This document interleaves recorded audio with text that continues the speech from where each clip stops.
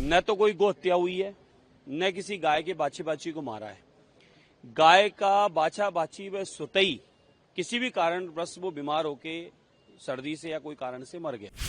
कोई भी मृत या वो मृत जो हो जाता है उसको लाके उसके सामने भूसा भर के रख देते हैं और उसको दिखा देते हैं कि तेरा बाछा है। कई गौ माता या भैंस इसमें आ जाती है कि हाँ ये, और उस बहाने वो दूध दे देती है और उसका स्वभाव कंट्रोल में रहता है, यानी ठीक रहता है।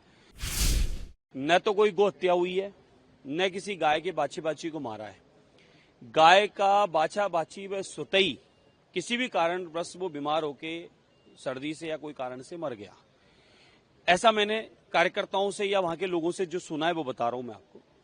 तो पुरानी रिवाज है, गाय का बाछा बाछी कोई अगर डेथ हो जाती है, गाय उससे स्वभाव बदल जाता है, वो नाचा कूदा चालू कर देती है, दूध नहीं देती है, क्रोधित हो जाती है, चारा पानी छोड़ देती है।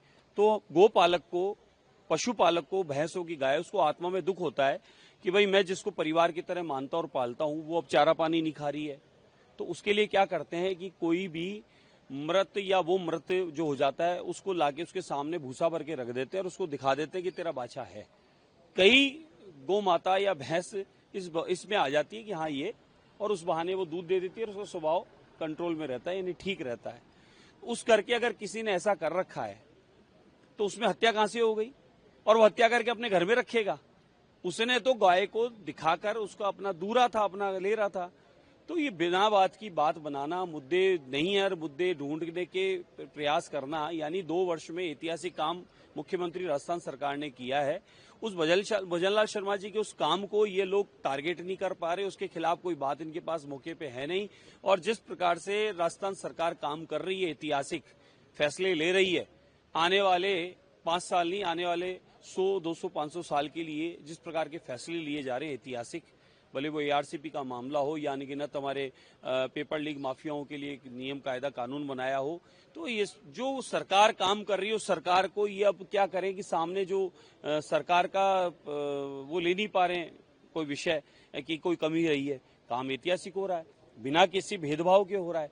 तो मुझे लगता है कि अब ये मुद्दे ढूंढ रहे हैं, तो मुद्दे विहीन काम करके और आप जनता को गुमराह करना चाह रहे हैं, लेकिन जनता सब जानती है कि कौन गो पालक है, कौन गो सेवक है और कौन गो माता की सेवा करता है और कौन गो हत्यारा है। इसलिए इस प्रकार की बात मिथ्या फैलाना बिल्कुल गलत है, झूठी बात है।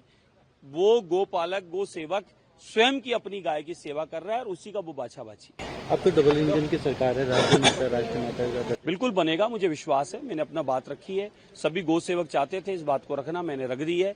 जल्दी ही गौ माता का, राज्य माता का दर्जा भी मिलेगा, एक बड़ा कानून अच्छा बनेगा जिससे गो हत्यारे बच नहीं पाएंगे।